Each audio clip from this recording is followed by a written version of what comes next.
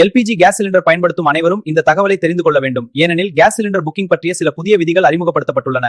ஒரு மாதத்தில் எத்தனை சிலிண்டர் புக் செய்யலாம், அதை இந்த வீடியோவில் பார்ப்போம்.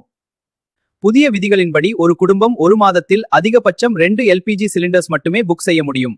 இதன் நோக்கம் தேவையில்லாமல் அதிகமாக சிலிண்டர் புக் செய்வதை தடுக்க வேண்டும்.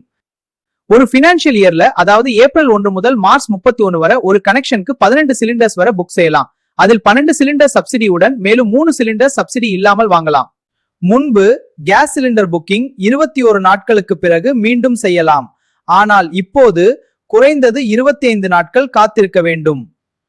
மேலும் சிலிண்டர் டெலிவரி செய்யும் போது உங்கள் ரெஜிஸ்டர்ட் மொபைல் நம்பருக்கு ஒரு ஓடிபி வரும். அந்த ஓடிபி கொடுத்த பிறகுதான் டெலிவரி பாய் சிலிண்டர் கையளிப்பார். கேஸ் சிலிண்டர் புக்கிங் செய்ய ரெஜிஸ்டர்ட் மொபைல் நம்பர் மிகவும் முக்கியம். அதாவது உங்கள் கனெக்ஷனுக்கு பதிவு செய்யப்பட்ட மொபைல் நம்பர் மூலமே புக்கிங் செய்ய வேண்டும். சாதாரணமாக ஒரு வீட்டில் 2 சிலிண்டர்ஸ் வைத்திருக்கலாம். ஒன்று பயன்படுத்த, ஒன்று ஸ்பேர். இதற்கு மேல் வைத்தால் பாதுகாப்பு பிரச்சனை ஏற்படலாம். இந்த விதிகள் அறிமுகப்படுத்தப்பட்டதின் முக்கிய காரணம் பிளாக் மார்க்கெட்டிங் தடுக்க மற்றும் எல்லோருக்கும் கேஸ் கிடைக்க சரியான விநியோகத்தை உறுதி செய்ய.